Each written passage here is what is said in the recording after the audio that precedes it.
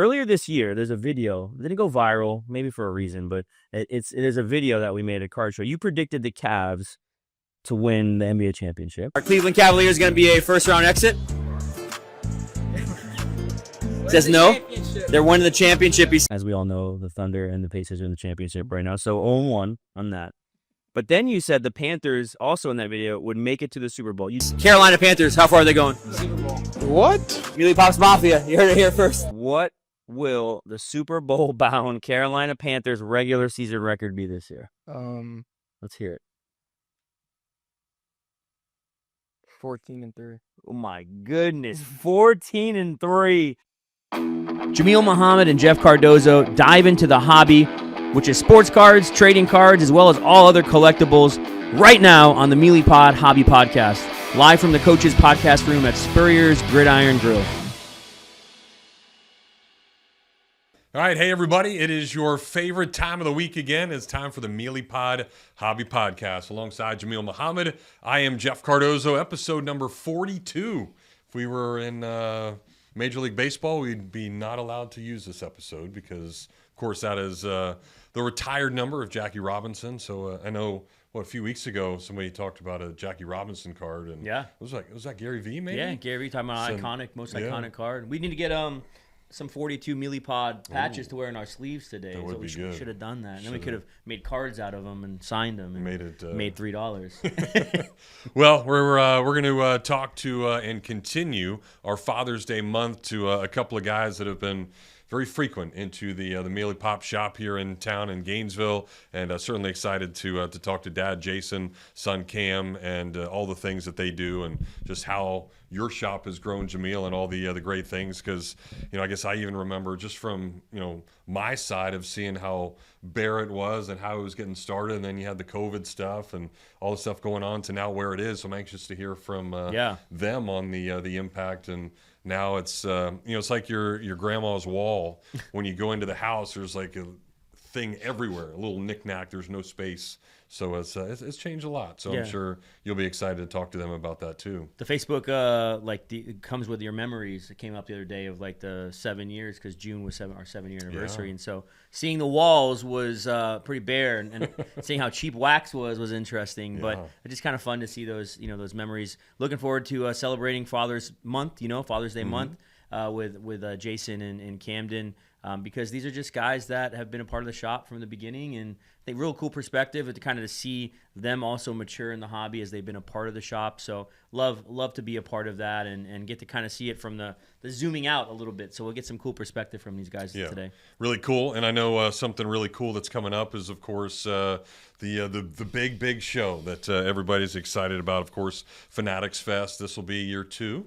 Right, of this madness? Yes, sir. So Fanatics Fest 2.0, they have the Fanatics Fest games this year with the $1 million prize. They're bringing 50 influencers and athletes versus 50, I guess, common folk like you and I. That's right. And then they're having these games, it's like shooting hockey pucks into dryers and throwing a football and 40-yard dash and all this stuff. So pretty cool to see how they're putting this all together. And he's giving away a LeBron James gold refractor. It's a $250,000 card. They're giving away Ferrari for second place. So it's going to be wild on that side from the fan experience, as well as all the interactions with all the different leagues. Going to be. I saw F1 is going to be there this year. I saw Lego is going to be there this year. Nike is going to be there this year. So it's really a true fan experience with a card show is kind of how I explain it to people. But they do a good job in getting the best vendors and the best dealers across the nation, because you're not going to go see dime box cards. I mean, it's going to be pretty high-end stuff. There will be some stuff that'll be affordable, I'm sure, but at the same time, it's really kind of showcasing what Fanatics has bought into, and Topps is the hobby. And so they put their best foot forward with this event. It's an annual event, and the truth is, it's going to compete with the National for years to come. It's going to be there's going to be a lot of people who had FOMO last year, and they're going to be like, look, I'm going this year. I want to get a shard of PSA glass smashed at Jameel's booth from Gronkowski, or I want to go see Tom Brady talk to my buddy the captain about all his Tom Brady collection and how Tom Brady signed things differently throughout the years. I want to see Livy Dunn and who was it? It was Livy Dunn and Jake Paul last year buying cards from my buddy in Kentucky, Jimmy Mahan, who we haven't had on the show yet, which we will. An incredible card shop owner in the heart of Lexington. So I'm excited to kind of see just where they go again with it this year. You got all of the streamers, all of the you got rappers, hip hop, pop. You have non-sports. You have celebrities, and of course, LeBron is going to be there filming a shop episode with Brady. I think it's Kai Cenat, Wembenyama, and Maverick Carter. It's like these crazy things are happening. You know what I mean? And you just get to be there as a fan to see it. LeBron's never done a public event in terms of collectibles that I can think of. You know what I mean? So this is going to be special. And then, of course, we'll be there. We're giving away a bunch of graded guard slabs to people that come to our booth to protect your cards from Gronk. We're going to be selling a lot of high-end stuff. I picked up a lot of really cool cards over the past, I would say, 5-6 months that I haven't really brought out to the smaller shows. Yeah. And then, of course, we'll have Wax. We'll have a team up there. Joanna's coming from South Carolina. So it's just going to be an all-in-one experience. Come see us. We'll flash our little our graphic on screen here so you can see where to find our booth. And if you are going, please say hi. And I just remember last year talking to you about it.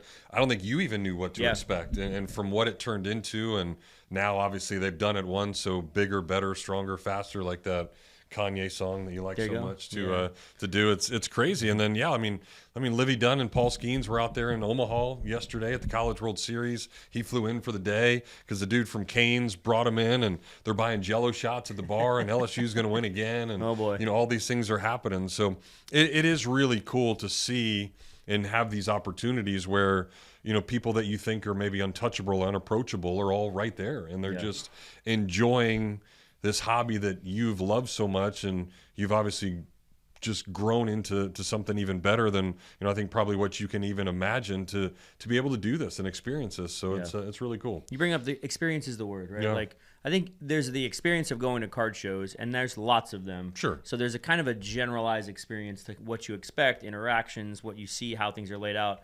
But Fanatics Fest is very different, and I think for anybody listening and wanting, maybe you're on the fence right now.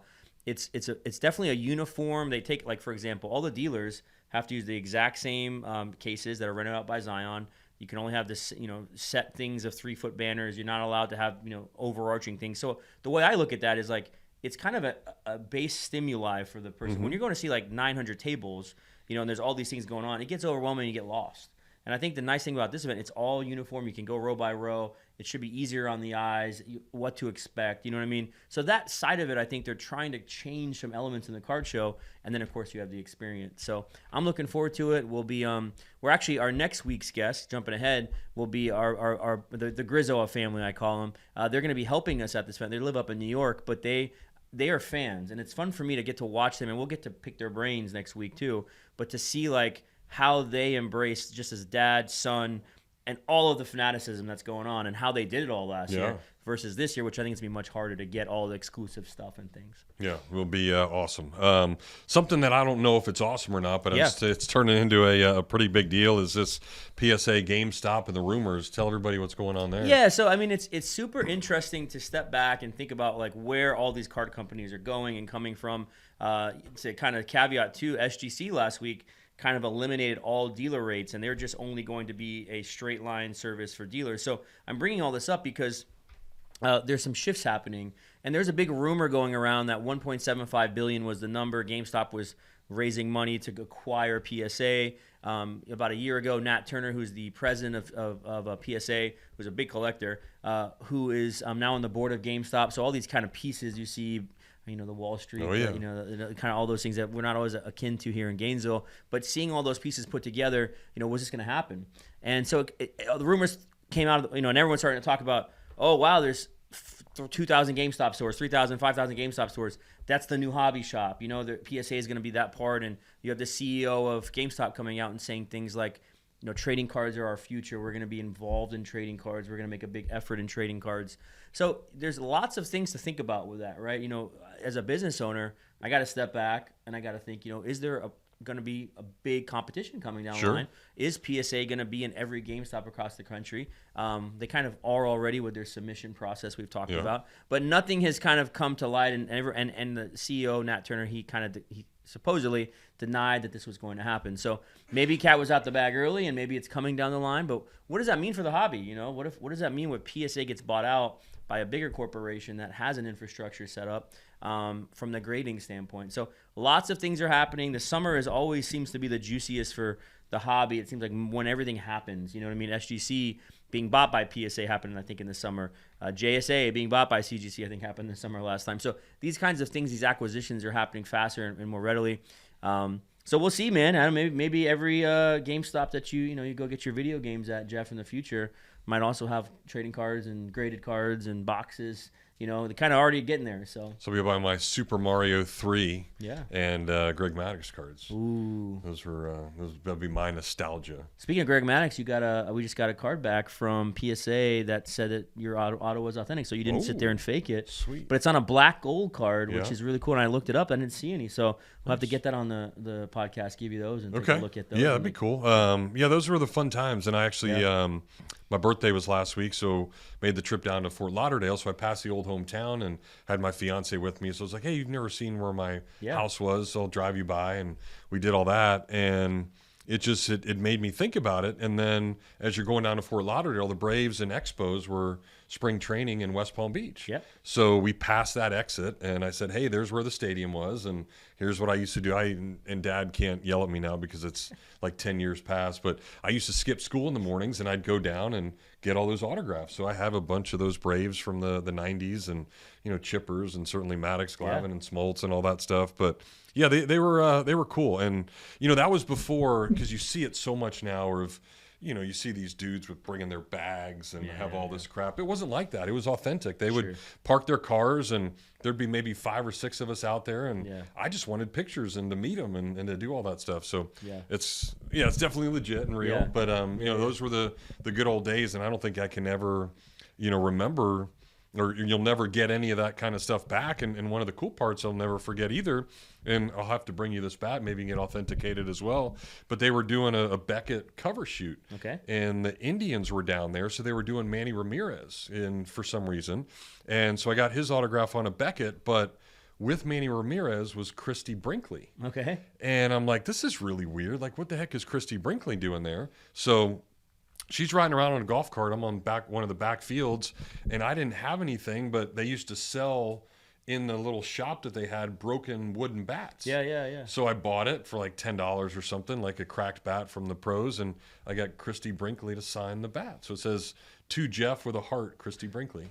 Was she in the is it the Nike ad, Chicks Dig the Long Ball? Is she the one? No, that was Heather Locklear. Heather Locklear is the one. Okay. But that would have been cool too. Yeah, maybe if we see Christy Brinkley again, we get her to write something like that. But so not worth anything because it says to Jeff on it, but yeah, at least she wrote a heart. So. I mean, there's a heart there, Christy. for Jeff. If you're still around, she still loves me, folks. So all right, we're gonna love talking to our next guest. It is a father-son duo that has been frequenting the Meelypop shop ever since it started, way back when. So, excited to talk to Jason and Cam when we come back here on the Meelypod Hobby Podcast. Things have certainly got a little out of hand lately when it comes to just buying our everyday necessities. Just look at gas, streaming services, and heck, even chicken wings. Well, there is one necessity that shouldn't cost a ton: taking care of yourself and helping fix all the aches and pains in life, and the fine folks at Titan MRI agree. With costs a fraction of what you'd pay at a hospital, you'll not only save money, you'll be taken care of by staff with over 20 years experience. So when you need an MRI, call Titan first, and you can go where your doctors send their families. Now offering CAT scans. This is Jameel, owner of the Meelypop shop, Gainesville's home for collectibles of all sorts, including every single type of sports cards, whether it be Panini, Topps, Leaf, Upper Deck. We have it. Come on in, get yourself a box, a pack, get yourself some supplies, get into our breaks, get your Pokemon, get your Yu-Gi-Oh! All the other different kinds of TCG products that we carry and shop are always fully in stock. You can find our stuff on our website as well, meelypops.com. That's another way you can interact with the store, or you can just come into the shop. We're located off 39th Avenue by I-75 behind Walgreens and Sonny's. Stop on by. We're open every Wednesday, Thursday, Friday, Saturday, and Sunday. And you can check us out on our social media platforms, Instagram, TikTok, whatnot, Facebook, Twitter, and YouTube. We'd love to see you. Come on out to the shop, have some fun, be a part of the card community here in Gainesville, and always go Gators. All right, we welcome you back inside Spurrier's Gridiron Grill here in the podcast room. We've got a couple of newbies that have come in, a couple of guys that have come into the Meelypop shop quite a bit. And again, we're talking about Father's Day. It was Father's Day this past weekend, and you got Jason, Dad, Cam's son, and Jameel is going to take it away because these are some guys I know, and just talking kind of in between the breaks here that you respect a lot. They come in the shop a lot. There are some OG Meelypops, some folks here. You said newbies. You're more of a newbie than they are. Well, You've been around it is part of the industry. So they might teach you a few things. But yeah, so Camden, Jason, thank you for being here. I always know, it was so funny when I first got to know you guys, I didn't know your first names, and it was always the Instagram names. And this is how it happens in the hobby so much, Jeff. Like, you meet people and you don't know their names because Instagram doesn't say it. Like, you're just CJ Hill, but it doesn't say Camden underneath. So like, I'm always like, oh, CJ Hill, you know what I mean? Or J Hill, like, but yeah, what do you learn later? And then you got on Messenger, which was helpful. So, but those kinds of things with people, it's no longer Instagram names. It's their formal names. But you guys have been around. You're locals who love cards, love the shop, and I want to have you on this Father's Day kind of month that we're celebrating because you've been just such a great example of a dad in a hobby, and I know guys have so much fun in the hobby. You know what I mean? So you guys doing all right? Doing all right? Yeah, Yes, sir. Great. How are you? Good. I see this on. We'll get to that later. Cleveland Cavaliers. We're in Gator country. You think Orlando Magic, Miami Heat, Hawks, something. Bulls, Cleveland Cavaliers. You don't see a lot of those. LeBron's gone, so we'll get to that later. But just kind of thinking through some things, as we get started. I want to start with Jason. You have some things here in front of you. I would love to know the story behind how you, Pops, got involved in cards. I never really asked you this, and like kind of your background when it comes to cards. Well, grew up in the 80s, Gen X. I wouldn't consider it collecting in the beginning. I was just buying stuff because I like buying cards. The first thing I bought was Garbage Pail Kids, back in 85, 86.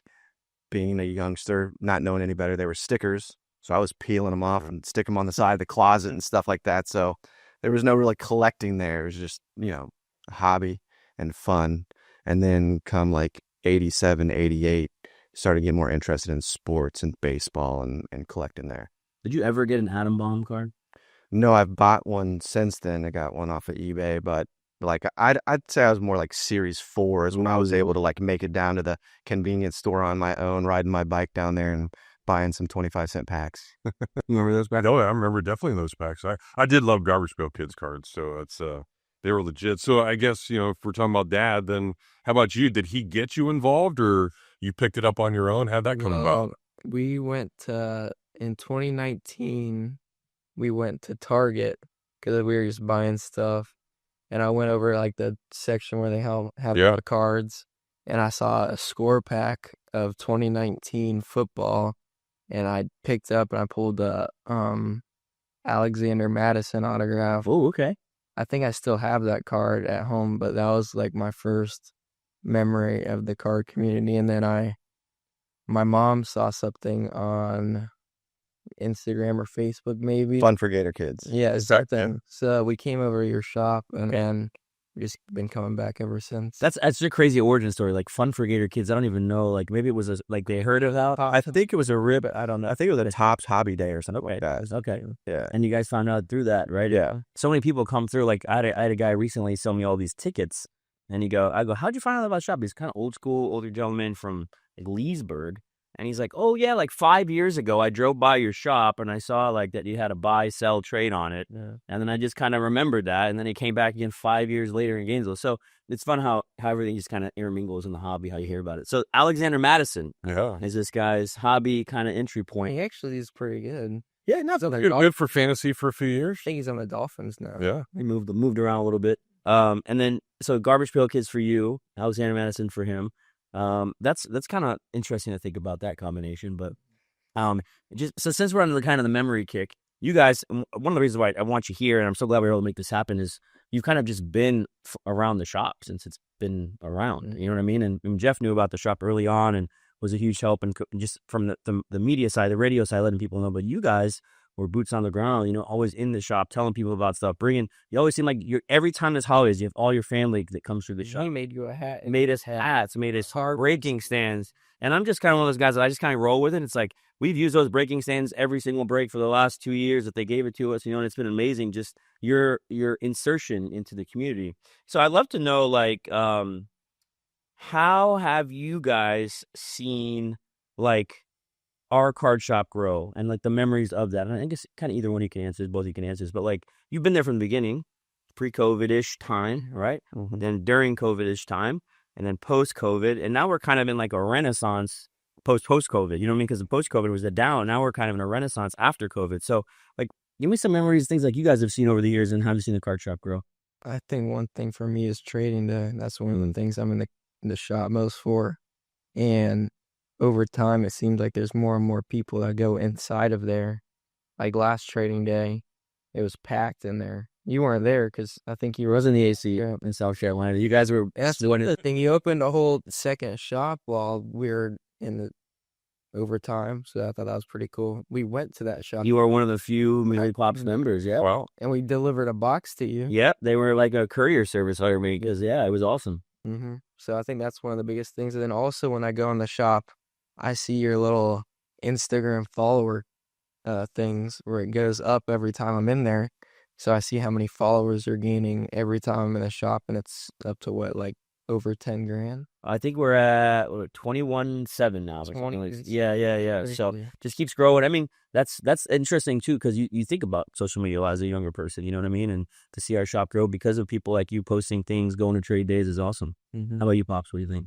Definitely just the amount of people that are in the store. You know, and you see familiar faces, but you're always seeing new faces. Yeah. I think that you do an excellent job of like being welcoming to everyone, and all your employees are the same way. You're the only store I know that gives things away. Like you have a box there free for kids, which he took advantage in his first couple of years there, but then he started feeling a little guilty himself. You know, sometimes you see some adults going through there, and that might not be who we want in the community, but you know, you make it such a welcoming place that, you know, it's easy to see why it grows. Yeah. Well, thanks for that. You know, it's funny to just tag on what you just said about the kids box. We were at the Space Coast Card Show this past weekend. We have a free box for kids, right? And I guess we could have given it to fathers, but we had things we were doing for fathers that day. But it literally said on the box, free for kids only. And I can't say how many like grown adults just kept going through the box. And then some guy came, it's like, oh, my kids are at the pool. I'm like, what are you talking about? Like, it's like, I got 8 kids at the pool. I tried to take 8 packs. I'm like, so it happens everywhere. You know, but in our defense, like we're still kids at heart, right? Sure.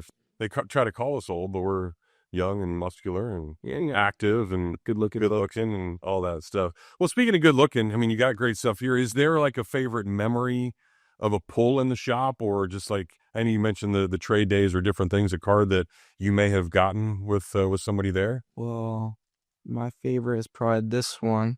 Ooh. I got this on the first Madness. Talk about it. Got it on the first Madness, and I bought it from you. You gave me a pretty good deal on it. Nice. So I think that was my first ever Madness card. And then I also... So talk about Meelypops Madness, like what that... Because you guys have been a part of that too for a long time. Yep. That's grown from a lot, from when we... Actually, it was crazier, I think, during COVID because... Nobody could get cards. Everyone was online, and we had like 400 people, and we couldn't follow the chat. People getting mad because they think they got outbid or whatever. So nobody was bidding on the Newton. I don't know. That's true. And if it was his laptop, they would have snagged it. Yeah, the one he threw out the wall.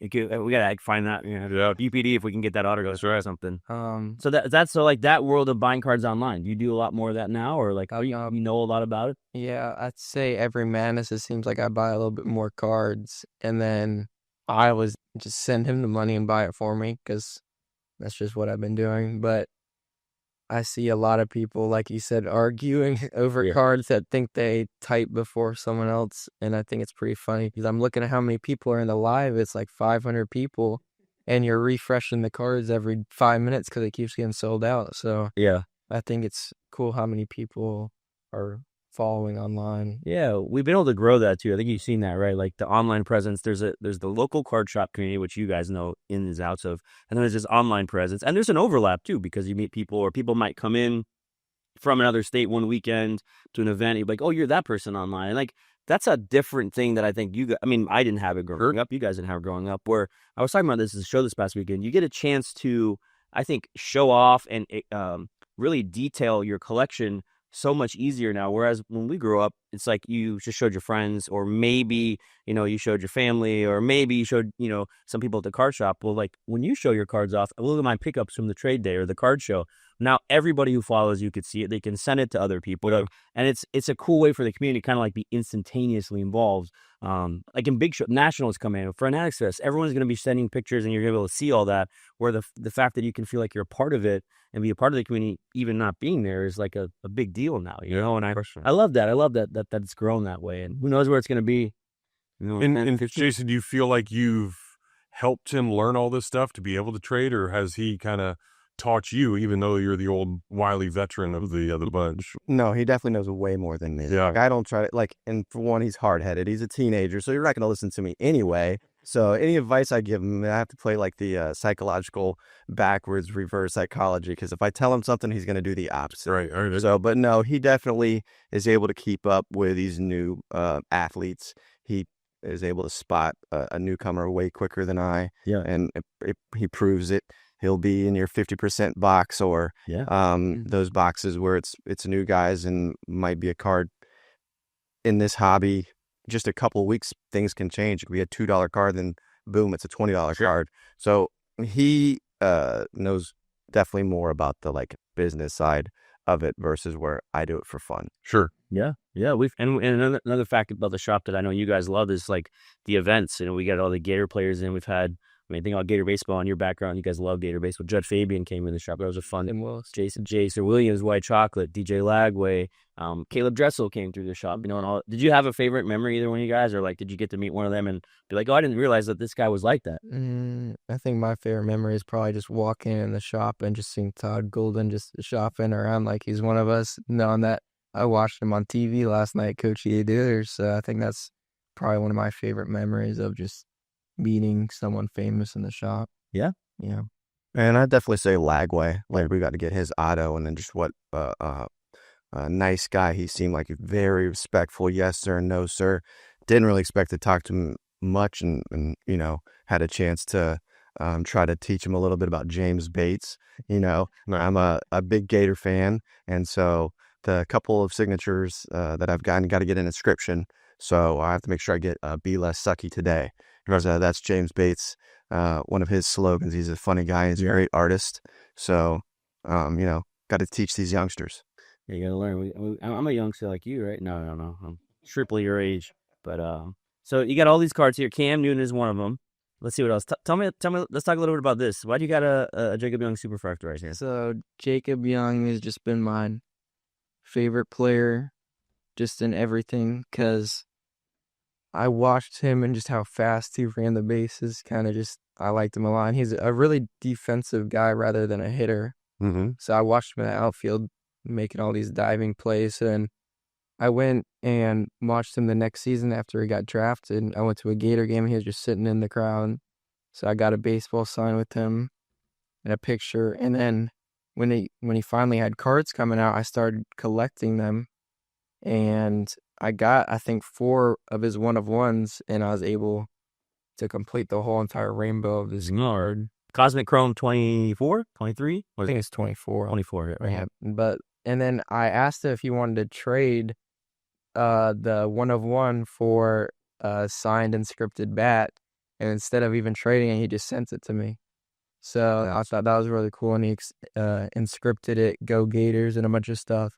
And then I went and watched him play in spring training against the Rays. So that's definitely one of my favorite memories. A really good guy. Yeah, not surprising by any means. I mean, just and that's the cool part, is because you look at a guy like Jacob Young, just this little guy that, you know, maybe wasn't even supposed to play a bunch, and then he hustled. And the guy that I played with, David Eckstein, very similar. I mean, he goes on to be the MVP of the World Series. So yeah, your boy in St. Louis. So it's just, I think that's the cool part. And then again, as you guys are collecting, you know, probably not a lot of people thinking Jacob Young's going to be anything, because we didn't even think he'd be anything at Florida, and he turned out to what he did. So that's kind of neat that you then get the one-of-ones and have that fandom, and obviously how great he is as a person. So not surprised at all. So speaking of one-of-ones, did you see the Steph Curry sale? No. So Tops Now. Yeah, so Tops Now, a Steph Curry card where he's doing a USA autograph one-of-one. This is a one-of-one. Yeah, right. So maybe this will be up there one day. Check it. What's Steph Curry allowed for Chris? So for $452,000, which is $500,000, which is more than his like best NT rookie patch auto, which is like $250,000-$300,000. So crazy sale this past weekend with just watching the Tops Now cards and stuff. But like this one, was this one that you probably bought it off eBay, or did you buy the Tops Now? He got it for me for Christmas. Oh, that's sweet. Right. eBay changed the game. And you can see here, like Jeff, this is the eBay authenticity guarantee. So things are getting better with, QC as we get into. I mean, we've had people on the show talk about fakes and all these, trimmed cards, but it's getting better. It's a little bit different than what we all grew up with cards. So I know we're showing off all Cam's cards. Let's talk about Pops cards here. Jason, what you got over here? Well, I got the first real card I figured I was collecting. So I got a 1977 Reggie Jackson. So when I first started going to, it's probably only worth $1, but when I first started going to card shows, which in Gainesville, that was going to the Oaks Mall. Nice. And it just had tables set up outside the stores. The Oaks Hospital now, right? Right, the Oaks Hospital. And and on my 1988 buying guy from Beckett, the card's on there. So I was like, oh, this thing's going to eat worth millions one day. And it's probably worth less than what I bought. I think I paid like $2, $3 for it, but I thought I was doing something as a 10-year-old. Sure. I was like, I'm getting into something here. Yeah, I was making moves. And, but still, it's like, that's the card that began collecting for me. Yeah. So, I mean, vintage cards are they're cool, right? Because the images are always like, they would never take an image of like that with Reggie Jackson, his son, or I don't know if that's his glasses or what's going on there. But I used to wear those in the game. Do you play those in the games? Is he is that a hard hat helmet? Yeah, that's how they used to have to wear them. So like they would just take pictures with batting helmets with, oh my, you guys in your era did some different stuff, Jeff. Yeah, it was definitely different. But I guess, for then a younger guy, like, I wonder if you even know who Reggie Jackson is, or if you're not, because like you would think, okay, I know him from Naked Gun because he was about to shoot the Queen, or, things like that. Like, it's just like when it's put in a different era, you just wonder if, the younger generations know how good these players were. But I guess there was a Reggie Jackson thing on Netflix or one of those where it goes kind of through his time with the Yanks and everything else, which is pretty special stuff. What did that say in your book it was worth? Oh, I can't. We'll have to look it up afterwards. Yeah, I can see. But like that book, I think we were talking about, you said the 1952 Topps Mantle in 1989, is that? 88. No, that's 88. Yeah. It was how much you high buy? $400. $400. So for a mint. For a mint 1952 Topps Mantle. So I mean, just so you know, it's gone up quite a bit in the last 30 years. But what else you got in there? I see Spurrier's in there. You got packs. Tell me about some more of this stuff. Oh yeah. So as a kid, playing NBA Jam. So there were video games back then. Yeah. So some of the players I like to play with were Mullen and Chambers, and watching them as a kid too. Yeah. So I think that's part of what's cool of collecting cards, is you feel closer to the players that you like to watch and play with on video games and things like that. So how do you wear your shorts today? So right, that's how you wear your shorts. The old nut huggers. Yeah. The 86-87 Fleer. That's a big Mullen card because that's the first card. Yeah. This is rookie card. Rookie card, right? Yeah. 86-87. But like these guys, it's not expensive.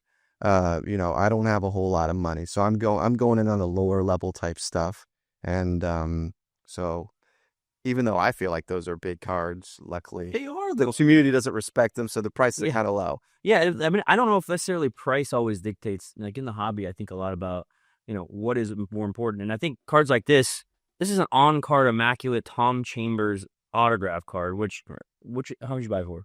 $10. $10. You know what I mean? But like to get an on-card auto out of really anything anymore is probably a box hit, or it's probably going to be in a very expensive box of immaculate, which is typically the basketball is in the $2,000 per box. That's a great card. It's a great looking card too. You know what I mean? So I think people forget sometimes. You see all these giant numbers, and then it's like some of these cards are much more affordable than you think, and it's fun. It's a fun hobby. Anybody can get into this. And I like sometimes like Fanatics Fest is this weekend, and last year Fanatics Fest they had all these people. Probably had 15 conversations with people that would just say to me, "Oh, so like, what is this? Like, how is it?" There's people who are learning about cards still to this day that still have no idea, right? But the entry point could be simple. It could be $10, And I think that's what's cool about what we do in the hobby. So I see some others. What you got? So I also brought Spurrier, the old ball coach, man. We are in Spurrier's restaurant. So he sat right there. He did. He sat right there in our first podcast. Yep.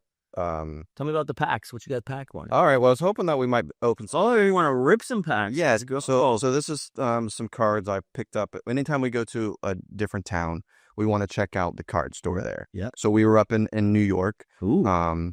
And there was a little card store there. The guy like just had a little sign on the door, said, "Call me if you want to come in." So like every card store is different.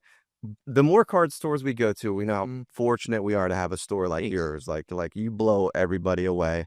But he had some. Again, this is lower price stuff. It's some Upper Deck, and we're guaranteed to get a Michael Jordan minor league card. Okay. Oh, okay. Let's see about that. Yeah. So This is 95 Upper Deck Minor League. Now, there's one insert. it says we're guaranteed. I don't know. This is what I'm led to believe. We're all ripping here. Let's go. And this is like this pack. You think these packs? They don't make them like this either. Like this kind of like very easy to open. There's a Jeter in this set too, I think. Right, they don't have gum to the card. There, I see my Jordan. Trey Beeman. Oh, there's Tony Graffiano. Graffinino. Yeah. Yeah. it was Did we get the old different bird Jordans? back in the day, yeah. I got a Jordan. Good. Todd Dunn. The one-on-ones right here. Got a picture of his big old head.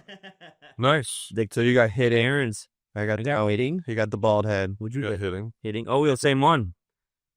Mine's better, Jeff. Mine's Yeah. better position. Way better. Corners. What'd you get on the top there? Who's on the top? It's Dustin Hermanson. It's cool because it's minor league. Like a lot of these guys. Yeah, he didn't pan out. Yeah, Todd Dunn.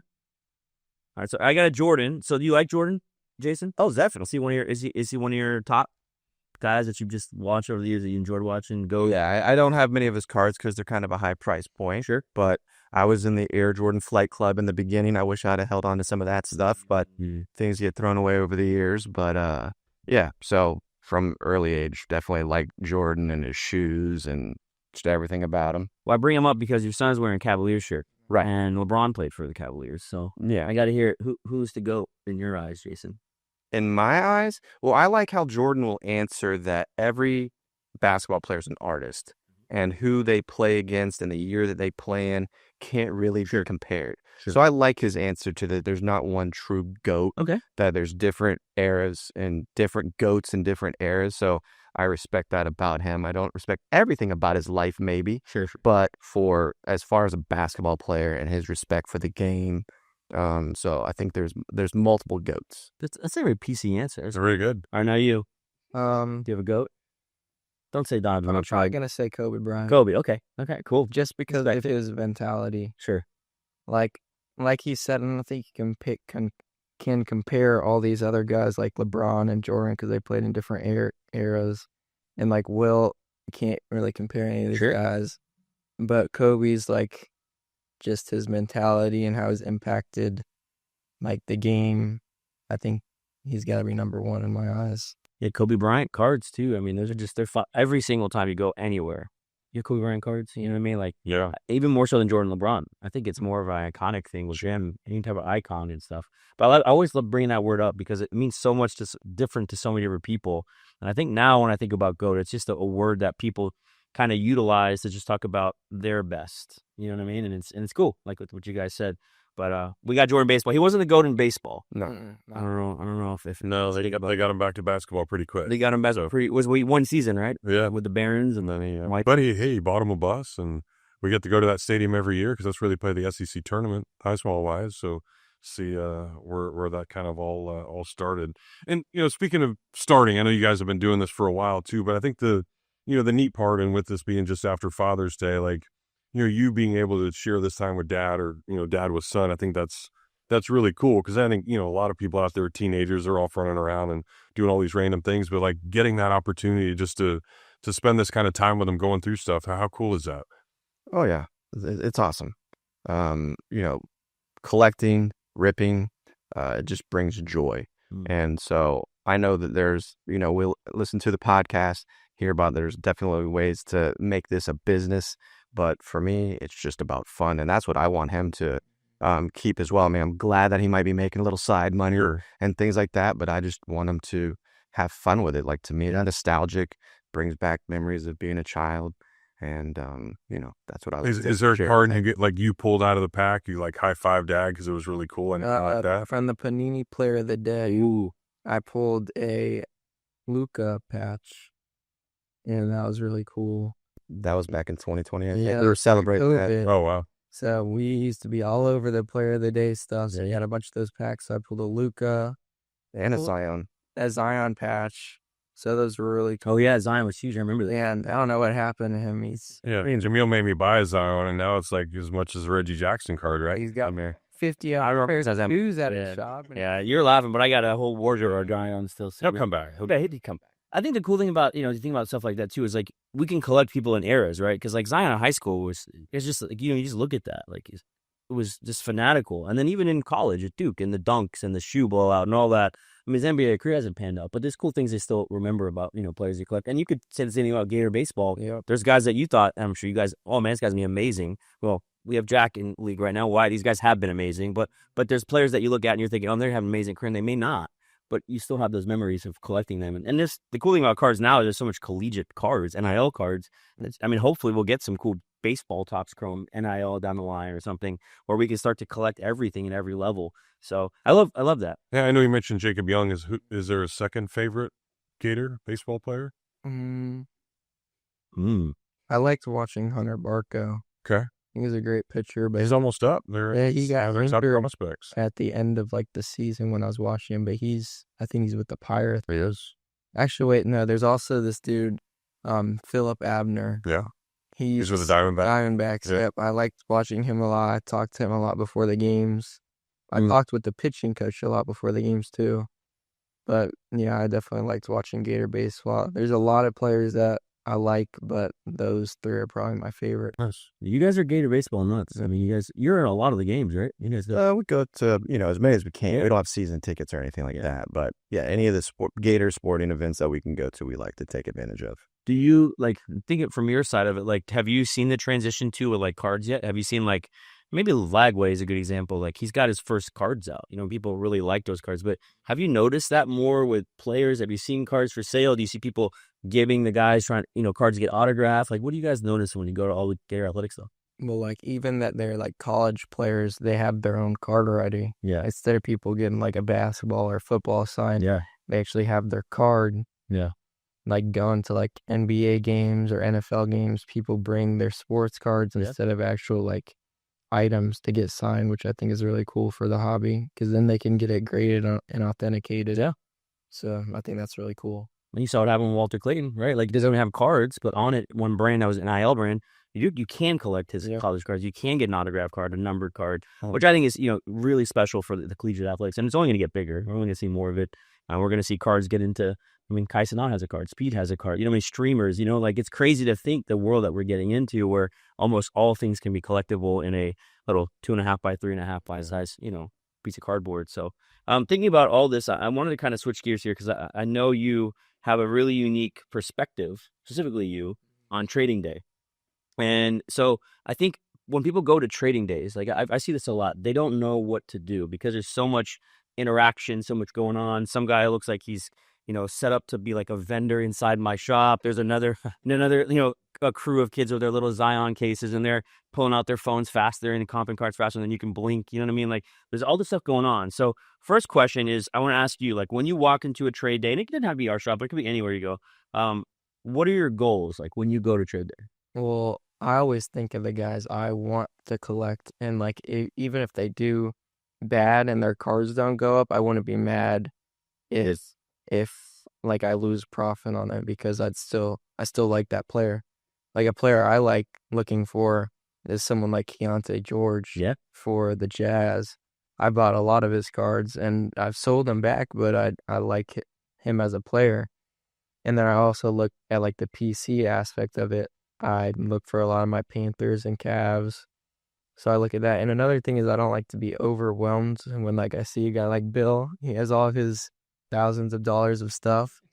And I like going through my $50 cards because I think those are where the money's at and just cool to collect and I'm not going to lose a lot of profit on it. Yeah. So I think that's definitely what I look for. Well, I see, and just hearing you from Dad too, I see this side of I want to enjoy the hobby, I love the hobby, but I also want to be smart about how I'm collecting and spending and, you know what I mean? Mitigating my losses or gains for the sake of it. Whereas you shout out Bill, he might have a $10,000 item or a $5,000 item that he might lose $100,000 or $500 or $1,000 on, which it's a lot of money because he might take a risk on something. So I think what you're doing is most sustainable. I hear that sustainable collecting, which is great. So the second question I have for you about trading day, Cam, is you talked about goals. I think that's a great answer, by the way, because PC, you go in with what you want. And I also want to tag on with people in the shop.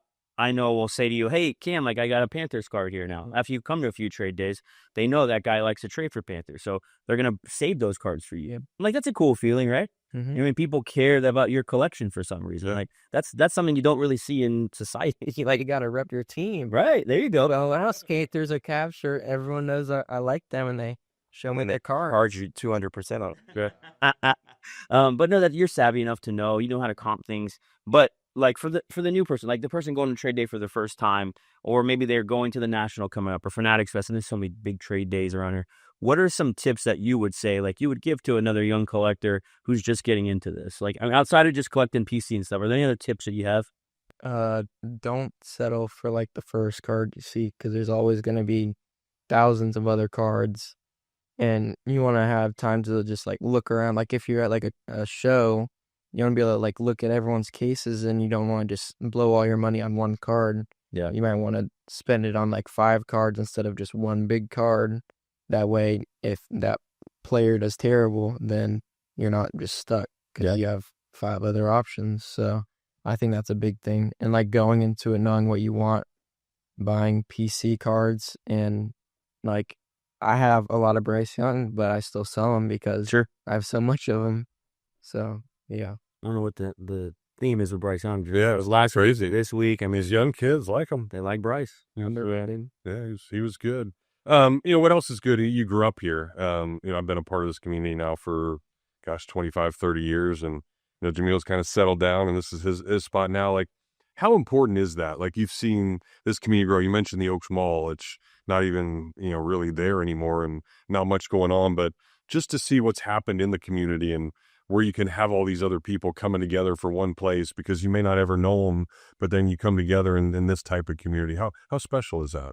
Yeah, it's just a lot of fun being able to go into a place like Meelypops and the employees become kind of like friends. You know, you got Play Tim, you got Young Money Joe, you got Ron, who's always hold the door down. Yeah, he might boss you around a little bit. He makes sure everybody's doing the right thing. He's an ex Toys R Us manager. Oh, We have to let him like rehash it a little bit. All right, guys, you know, and he's gonna do that, you know. So we gotta let that. And Don't want him cranky. And then you got Meredith, who is, you know, making sure everything is running. Everybody in line. Yeah. And then, you know, the different customers that are in the store, like Bill, that's all, you know, you see him a lot. He's got a cool collection. He's got a case in there himself of stuff selling. Yeah. And, you know, I got like the Meelypop sticker on the back of my car. I run a preschool, so I have a couple parents that have noticed that sticker on my car, and they're like, oh, you collect? What do you collect? You know, have little conversations. That's cool. And get to learn more about one another, have that commonality. That's why I want to see Jameel store successful, because I don't want it going anywhere. Sure. Yeah. It's okay if he opens other stores as long as the Gainesville store is his The mothership. baby. Yeah, That's right. yeah. So we call it the mothership. Yeah. Flagship The flagship. so So Jeff's here too. Maybe we'll have to hire Jeff too. We could keep growing. I think there's somebody else in there. Come do some trades with Jeff. it'll be fun. Yeah. Fun to do. You guys are starting to grow a lot as collectors, and I'm starting to see that, and I think that's a good healthy sign of like a shop. So when the people you first meet, you know, they have their collections, and same thing with the Weebies last week, and we talked to them, is their collections, they grow, and necessarily they don't have to grow in value, but they're growing, and you're also learning more about that, making better decisions. You will kind of understand grading now, right? You know, if you have a good card, you may want to get it graded, or you pull something, right? But at the same time, you also know the differences, you know, how to look at flaws in cards and check things. You also are really good with comping and looking at different, you know, avenues. So these are all things that like they're self-taught, but they're also accentuated in the shop. And the big thing I always see is like, who after you've kind of mastered the card shop, then you kind of move to shows, you know, and these guys are starting to kind of dip your feet in shows. So I want to ask you a few things about card shows, because this is an area a lot of people don't like. They come in the shop all the time. Where's a good card show? What do I do? You give them the information, but they still don't go, you know, and you guys have kind of embraced it and you go to different card shows. So first thing, Jason, I want to ask you is, what have you noticed about like this? You've been to a lot of shows now, this generation of card shows as compared to maybe when you first got into the hobby, or what you've seen in the past. Like, what's different to you? Easy answer would be Pokemon. I don't know anything about Pokemon, but you go the card shows I've gone to, it's like at least 50-50 Pokemon versus sports cards. And maybe I need to learn a little bit more about that, but I just haven't been able to get into it, to be honest with you. So I stick to my sports side and things like that. But there's nothing wrong with that. There's nothing wrong with Pokemon or anything like that. And so if it's good for the sports card industry too, I don't see that as a terrible thing. Yeah. I mean, there's a lot of conversation about this now. Like, a lot of sports card dealers are saying to me, like, oh man, this is Pokemon show. It's like, no, it's the hobby. Like, this is kind of how people are collecting. And the guys that have kids, their kids didn't open, baseball cards with Reggie Jackson. They open Pikachu, right? Mhm. I mean, that's kind of what they got to know. And or maybe Garbage Pail Kids, or maybe Star Wars, or whatever. There, you could fill in the blank there. But Pokemon, is becoming so involved in grading now, and so involved in, like, I have guys at card shows now. It's like they're really well versed in alt and card ladder for Pokemon. TCG players, another kind of world, and how you look at comps. So there's a world that's growing in that. It's a different community, but there's a lot of commonalities I see with just kind of like we talked about, like trade day. A lot of people in Pokemon are like, hey, I had this card. I know you need it for your master set. Like, and they hold it for that person to trade it to them. And I think that's what this is our roots in, in doing. Somebody said to me the other day, it's funny you brought that up, Jason, is they said, I think sports card vendors are getting more into Pokemon because they want to satisfy whatever. And I was like, I think it's the reverse. I'm starting to watch a lot of these Pokemon dealers get very interested in sports cards. And so now you have a different world getting involved in sports cards, and it's going to be cool to kind of see this mesh as we grow, because the truth is those are the two most popular, sports and Pokemon. Like that's where it's at. They're leaps and bounds above everything else. But we're seeing kind of this meshing of it all. And so, you think about that, and you think about, kids coming up 5, 10 years old, 12 years old that are going to really know the hobby and how to value a card. And let's say they grow out of Pokemon maybe, and then they get a sports card. It's like we're really raising a younger generation to kind of know, the intricacies of how to sleeve a card, grade a card, you know what I mean? Clean, wipe down a card, those kinds of things to grow on that. Do you guys go into a show? Because, Jameel's obviously working. He's got a million things going on. So that's but it's cool to like see now the other side, the consumer coming in. Like, do you specifically have something in mind that you're looking for? Or is it, hey, do I walk the room, I check out everything, and like, oh, that card was cool, and you go back? Like, how is that from just an approach? I definitely like to look for my PC stuff. So like Panthers and Cavs and like Gators. But I also like, my favorite thing is like the 50% off boxes. I like to look through all the tables and go through those and find my stuff, and maybe even get some money off of the 50% off. That's one of my favorite things. And I do like just looking at everyone's cases to see what they all have, and then maybe try to get a deal. And every show I've been to, Jameel's always been there, so I've always made deals with him there. Yeah. So, yep. Meelypops, where's Yeah, I mean, I'm mainly going to take him. Mm-hmm. But then I'm like browsing around and whatnot. We did go to a show in Georgia though. That was the one show that we went to that Jameel wasn't at. But just by going to the different shows, you kind of see how they work a little bit. Most people are willing to negotiate. Like, I would rarely pay sticker price on anything. You're always going to be able to negotiate a little bit. The last show, the Duval show, I think is the last one that we went to. One thing that caught my eye was a Type 1 photograph. So like, you get into cards maybe, but then there's just so much more memorabilia out there that also that snags you. I like the 101 type stuff, the authentic stuff. So, that's something new that might be a bad habit for me. But Yeah, you always learn about new variables at these shows, right? And there's things that you'd be like, oh, now they grade this, or I didn't know that existed. You learn a lot too. Education at shows is huge as well. So Cam, what is one thing? I know you love a lot of things about shows. What one thing that you don't like about shows? It can kind of get overwhelming with how many people might be there sometimes. I mean, that's a good thing for the hobby, but it also can get a little crowded. And like he was saying about Pokemon, sometimes I just want to see a lot more sports stuff because I'm not really into Pokemon that much. But I mean, it is a good thing for the hobby, so there's not a lot of downsides really to going to shows. There's everything there is pretty good. Do you feel like when you negotiate, because you're a pretty good negotiator, like people are open to it, or do you get shut down a lot?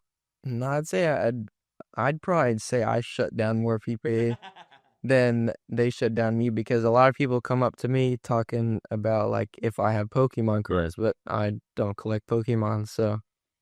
But I don't think I've really ever been shut down. Nice. But everyone that I've like been with within the card hobby has been very nice, and no bad like conversations or anything. So Yeah.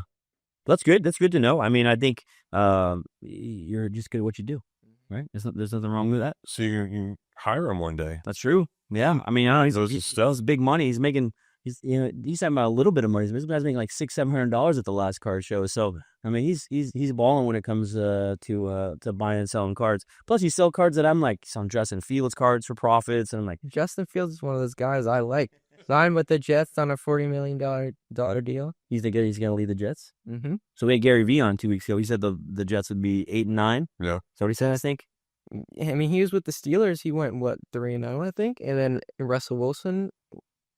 I'm not a big Russell Wilson fan, but I like Justin Fields. Yeah. I think he's one of those that they'll do good and say, I am Bo Nix, and I like all those guys. You got a list there. Yep. Go get him. So, as we think about just shows too, like, is there things that you'd like to see change, or you think in like, the future, like of card shows will get, like, I know you watch a lot in the card shows and you see what's going on. I mean, you mentioned Pokemon, you mentioned all that, and you mentioned it being kind of cluttered. You just foresee maybe bigger and bigger shows coming? Yeah, there's like the National. I think the National is like one show a year, but I think that could turn out to be a lot more shows, like happen more often. And then, like you said, I think I've been to shows where like there's people breaking at the shows. Like, Yeah. I think that's pretty cool. That's It's beautiful. It's your phone and in person, so you can just get in the break, go on your phone and get on the break. I think that's cool. And then you can watch the break happen in person. Yeah. So I think that's pretty cool. That's like a whole new meshing or online community versus your local community, right? Bringing them together. I encourage people at shows, like, if you're a breaker, go break. Like, if you're listening to this right now and you're thinking, I'm not able to fill my breaks well, or I don't have, go to local shows, meet people, go break on Whatnot or whatever, Instagram Live, Fanatics Live, and be there in the present. And I think that brings in more people. It just gets people excited about stuff, right? Well, cool. Jason, you have always been a huge encouragement to the shop, so thank you. I mean, you've always been just kind of about the shop. You always telling people about things, and I love that about you guys and their family, that you just care so much about Meelypops. But like, you've kind of touched on it here and there. I'd like to kind of hear directly from you. When it comes to the community, and I think about the importance of it and what you've seen in other shops, right? How important do you think just building that local community inside of a store is, so not just the success of the shop, but really the success of the community? Right. Well, I think just in any community, people treating others the way they want to be treated is a pretty simple way to live by. You and Meredith definitely show that. You always treat people with kindness. Doesn't matter their age. You don't know whether they're coming in with thousands of dollars to spend or $2 in their pocket. Right. That's not how you treat people. You treat them how you want to be treated. And I think that's what helps success. So anybody that's selling at a card show or people that are trading with one another, if we just all treat each other the way that we want to be treated, the golden rule, is going to help the success of this community. Yeah. That's good advice. That's wise. I mean, we need to be more about that in what we see, 100%. What it is. Last questions for these two guys of wisdom here, you guys? Yeah, I just I just think it's cool to see it grow, because again, I'm looking through Beckett's, like, you were, or whatever, this is to see where it's come and be able to now bring that and show Cam how special it is. I think that's really unique. And even the neat part is too, I think a lot of people, and certainly what we have done throughout this podcast is the investment piece and all that, but there is still that side of, hey, he's my favorite player. I like this guy. I want to go get him. So, I think even for the people that, they pull a card and like, what the heck am I going to do with a, Dustin Hermanson? Well, you might know the person that went to high school with that kid, and that guy wants that card, and, those kind of things. So I think, treat everybody the right way and go through that. And, you guys certainly do that very well. So it's awesome. So we go from that words of wisdom, treating him the right way, to putting him through a grueling task called the Gauntlet Titan MRI rapid fire segment on the Meelypod Hobby Podcast. So many have entered, few have escaped. Actually, everybody's escaped. But are you guys up for this? I got some questions I put together for you guys, specific to you. So we'll go, some I'll direct to each of you, but first thing that comes to mind, okay? You guys up for this? Oh, yeah. All right, so let's do the Titan MRI rapid fire segment with our guys, Cam and Jason Hill. All right, Cam, this one's for you. Earlier this year, there's a video. It didn't go viral, maybe for a reason, but it is a video that we made at a card show. You predicted the Cavs to win the NBA championship. Are Cleveland Cavaliers going to be a first-round exit? Says no. They're winning the championship, he says. As we all know, the Thunder and the Pacers are in the championship right now. So 0-1 on that. But then you said the Panthers, also in that video, would make it to the Super Bowl.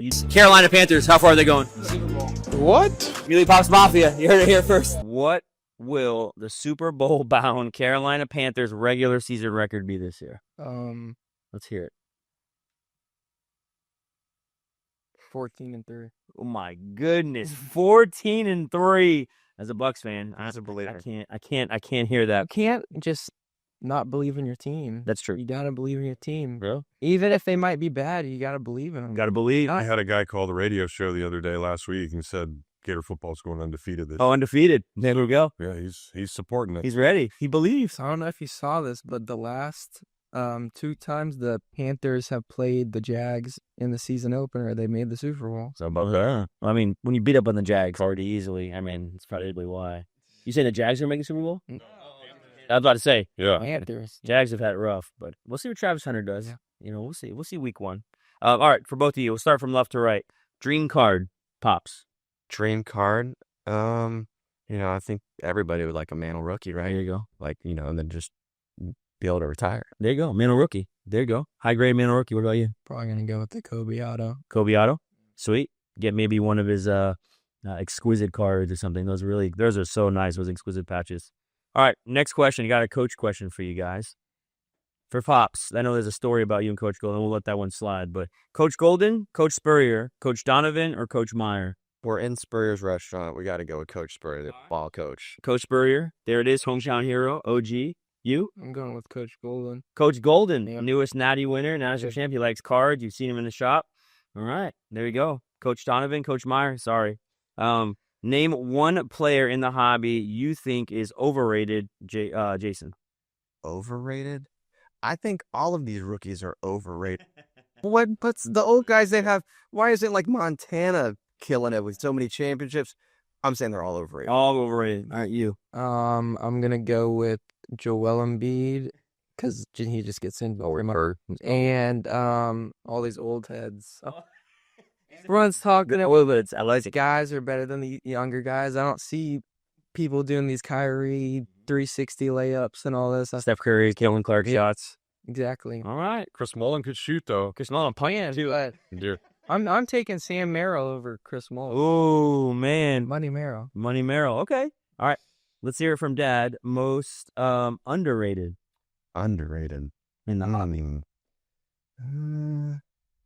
I don't know if I have an answer. That's why I don't keep up with all these people. We'll have to start a I'm can. gonna say Kyler Murray, Trey Young, and Bryce Young.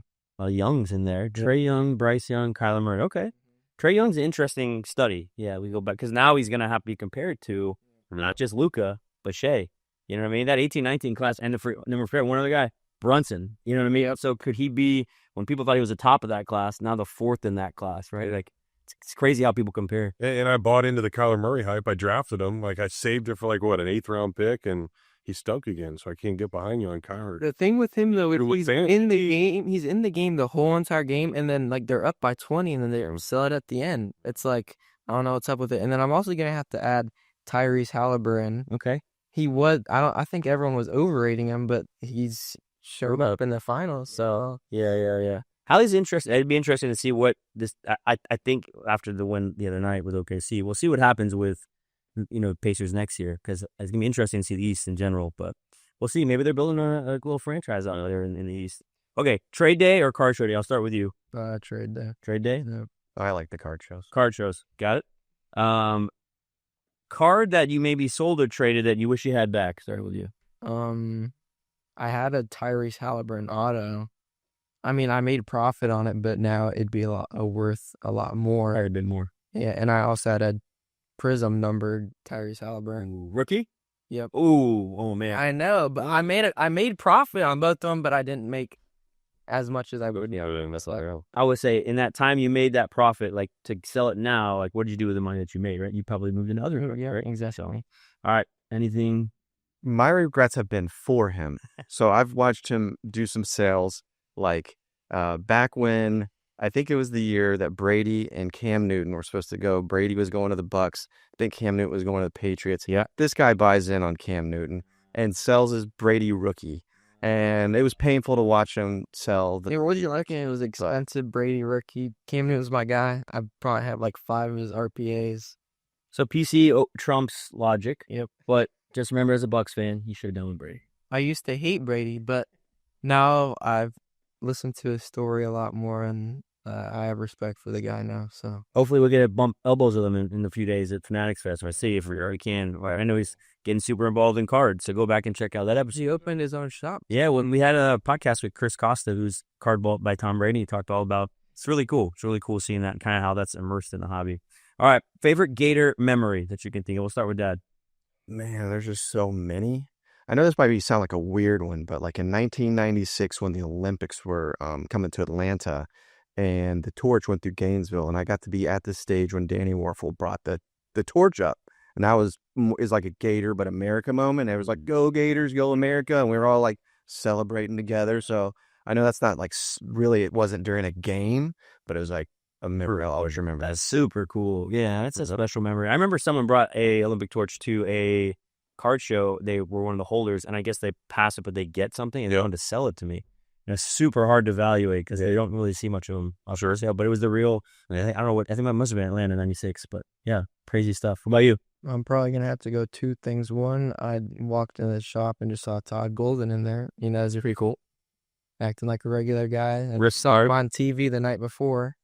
And then I was at a Gator baseball game, and I caught a ball, and I was on ESPN, so that was pretty cool. I think this guy might even maybe commented. Yeah. I actually think you were. I was the announcer, yeah. See that? All comes full circle. The great catch. Meelypod. Burn. You got the guy catching, the guy commentating. Pretty cool. So, all right. So we all know he's got $100 bills falling out of his pocket. Jeff gives you each with $1,000. This guy's just rolling over here in the money bank over here. Because of all of his investments in Zion Williamson. Right. So he gives you $1,000 each. What are you gonna do at the card shop? Because you have to use that money at the card shop. What do you buy? I am going into your cases and getting something from you and bargaining with you. The back case. Yeah. Okay. All right. And ask from the back. So when I walk in the shop, you got the nice stuff up top on the rack up there. So I don't even know if $1,000 is touching those boxes up there of National Treasure, There you go. Immaculate or whatever. But whatever the highest box I can get close to $1,000, I'm just gonna let it ride. Hey, I like the game. Real. It's a gambling mindset. It's his money. Yeah, it's his money. Yeah, It was give good. it to you. Got to keep investing. And There you go. plan to 10 grand. There you go. That's true. But maybe you could on an instant. You never know. Yeah. You know? So that's the Get one big Very catch. true. And get $100 and $10. you're going to college for nothing. All right. Who's the better March Madness bracket picker out of you two? I pick all the underdogs. Okay. Right. I mean, they hit half the time, but would you place third? With the women's. And Brandon Mitzbrach. They're not easy. I mean, a lot of people get into the shop one, but you do pretty well every year. I'm just trying to look at the stats and not like this guy puts his heart into it and he's going to go with the team he likes the most instead of, but madness is crazy. That's why it's madness. And we never know when you're going to have the Cinderella. I mean, I picked Florida to win, but I picked That was with dogs. I picked, I think, I forgot. I don't know. I picked Kentucky or something to go all the way. Oh, no. I don't know. Kentucky. All right, a few more. This is kind of a strange question. What do you think about it? Tim Tebow or Walter Clayton? Tim Tebow. Tebow? Yeah. Well, definitely Tebow. He has the statue, so no offense to Walter Clayton, but Tebow's been around longer. He's got the awesome Night to Shine ministry. Yeah. So he's about to be a father like you're about to be a father. He is a Father. It was more. I think they He's have already had I didn't. a little girl. Yeah, his Hell, they announced it. now. Yeah. Oh, Yeah, and then I thought the baby was due in July like yours. I don't know, maybe not. I don't know what the Consider it was a girl. Oh, they announced it. Yeah, I don't think they've had the baby y'all. I swear I seen him with some girl. Maybe it was she was girl or Don't start rumors on No, I think I think the baby's due next month. Baby Meelypod. Yeah. He picked a good month. Guess I'm wrong. Good month.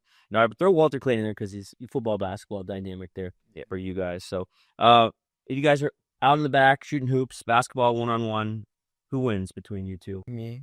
Definitely. He's getting old. Yeah, my back's not. Now, like horse it'd be like You take you down. 50. Okay. But yeah, I still have my set shot, but 50. I'm not moving very quick. You start backing him out and hurting him back. I see how it is. Yeah, taking advantage of the weakness. Yeah. All right, for the last one for both of you, I'll start with Jason. What do you enjoy the most about collecting cards with your son and your dad? It's just nostalgia. It's just joy. Yeah. And we like ripping packs. Yeah. So, I'll sometimes come in your shop and ask if you've got any junk wax and buy a $20 box of 1990 score, some complete garbage, but it's fun. And we'll go and, it might be during the Super Bowl or during the draft or something, and then just opening up packs. And, that's something that I have 3 other children. That's something I can get them into too. They just like opening them up, learning about these players they've never heard of, people that were playing before they were even born.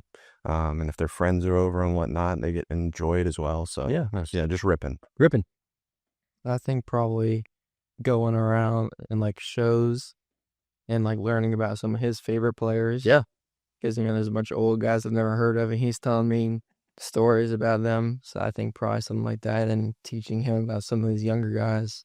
Yeah. It's a bonding moment. Yeah. That's awesome. It's cool. It's very similar to what we heard last week too, with dads and sons, as we celebrate this Father's Month, not Father's Day, but Father's Month. And it's just cool to have you guys as part of the shop. I'm so thankful for you guys being a part of it. And like you said, one of the few people who've been to both Meelypop shops and your podcast, guys. So kind of involved in everything we do online as well. So you're Meelypop's everything, and is what you are. So it's great to see you, man. And I can't wait to see you guys, more grow in the collection, and can't see how many more Panthers and Cavaliers cards you're going to put in that PC. So, but thanks for being here, guys. I really appreciate it, man. We're just, it's great. It's great to have good people in shops. And so I just know that makes business so much easier and life easier. Yep. And before you break us off, all the listeners need to go to Amazon.com. There's a baby registry for Meredith Muhammad. We need to bless them as much as possible. Gift cards, whatever you can buy. We need to come by their shop, load them up before this baby's born. That's very sweet of you. Thank you. Meredith will love that. Yeah. Yeah. I've got clothes and things all over the house. Little baby. Just looking, getting ready. It's time. So thanks, man. Gator stuff, Buck stuff, Whatever you want. She needs it all. No FSU stuff, please. That's right. No FSU stuff. Well, appreciate you guys stopping by. And now all of you that are watching, listening, next time you're in the Meelypop shop, then I'm sure you'll see these two in there and be like the Jacob Young story all over again. Ask Cam for his autograph. There you go. And maybe he'll trade you something for it. Very cool. That'd be awesome. All right, we'll take a break. We'll come back with more of the Meelypod Hobby Podcast right after this. Albert, Alberta, I understand you were witnesses to a crash. Can you tell us about the accident?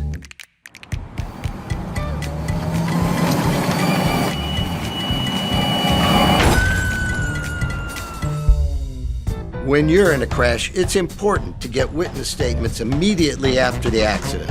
Whether you're in a car, truck, motorcycle, scooter, or even a golf cart accident, at Meldon Law, we won't back down. All right, we welcome you back, still inside Spurrier's Gridiron Grill here in the podcast room. Before we continue, just want to remind you, CGC and how great they are. One of the nation's leading grading companies. You can submit your collectibles, your sports cards, your trading cards, your comics, your coins, video games. We were just talking about Super Mario 3, all that stuff. I do need to find my Nintendo or PlayStation and be able to get that back, because I'd love to fly again with I had a Mario. With the tail, the little raccoon tail. I had a sealed copy, WADA graded, that I sold not too long ago. Really? Of Mario Brothers. So that's a very iconic actually game. But I remember you showing me the picture of you with Super Mario, Charles Martinet, the actual real guy. Yeah, and he did the voice, and it was crazy. And I was like, I probably would have been more excited about that than meeting Nolan Ryan or something. But that's why these those non-sport things are great. And you talk about CGC, they're in that space. I just saw some guys from JSA this weekend at the Space Coast Card Show, because CGC and JSA are working together on things, and we've been selling CGC JSA white chocolate Jason Williams slabs like this. And the funny thing about that is we sent that in the same time we did the PSA. We got those ones back quicker, and they've been selling great on eBay. I mean, it's cool to see just the innovation that company's doing. Yeah, they're great. They've been great to us, so make sure you support CGC when you're looking for all those great things. And again, appreciate Jason and Cam for coming on. That was awesome to hear their story, and really cool. I don't know. It's always fun for me. You sit back and smile when you see the relationship between a father and a son, and Yeah. being able to do that brings back so many memories of my dad, and then of course myself with my son. And we got into it for a little bit, and just bringing a box home, and we'd sit at the table and just go through all that. So you can only imagine what those car rides are Yeah. like when he's traveling to Yeah. different card shows with him, and they're talking, and he's trying to tell him who some new and up and coming NBA player is that dad's never heard of, and Yeah, that yeah. kind of stuff. You can It's gotta see be it, fun. as you're watching him too. Like, he's talking about the underdog, and Dad's like, "Oh, why are you getting rid of Brady?" And it's just a fun kind of interaction to Sure. see. No doubt. All right. Always fun to check out the new wax. Sure. I'm sure we've got a bunch going on again this week. Yeah, I'm thinking about what your favorite one would be here. I think it might be the Inception Baseball, Okay. and there's Select Baseball also that's coming out this week. But some new baseball releases that are great because we need more new baseball from Topps and Panini. So we got Select Baseball, we have Donruss Baseball, and we have Inception Baseball. Inception is these really thick card stock. They're 1 pack per box. Really nice on-card autos. But then you have Select Baseball, which you get all the kind of prism refractors and stuff. So those are some fun baseball products. Football, we actually have Contenders Optic Football. I love Contenders Optic because it's a very if you're not wanting to get a lot of fluff, it's 1 pack. You get about 6 cards, but the cards are always really nicely made. Chrome, they usually grade very well, and you're chasing some of these big kind of gold vinyl cards, which can sell for quite a bit. And then hockey, of course, Parkhurst comes out this week. Parkhurst Champions. We get a Topps G League basketball, and you'll be seeing the podcast on Thursday, but Monday this week, Marvel Chrome came out, which it's a very different non-sports world. It's actually called Marvel Comics Chrome, so it's not based on the movies, it's based on the comics, and it's done very, very, very well from the early release of this. So Marvel Comics Chrome being released is kind of a new I categorize it as like the Disney Star Wars Chromes, where people are very fanatical about it, and so I've been watching it, and the cool thing is, I'm not going to name all the breakers by name, but all the big breakers that you typically see in the circuit of breaking that are doing hundreds of millions of dollars a year in breaking, they're breaking it, on Monday Marvel Chrome. So I think that's kind of a fun thing to see, the ushering in of some of this non-sports into kind of the rhetoric of the hobby, which is, it's not just sports anymore. Yeah, it's definitely not. And you mentioned G League, and I think that's interesting. And I guess I wonder from a novice perspective, there used to be, and I would get them. I have a David Ross Jacksonville Suns card. So Yeah. a guy when he was in the minor leagues, and Yeah. those teams would issue sets.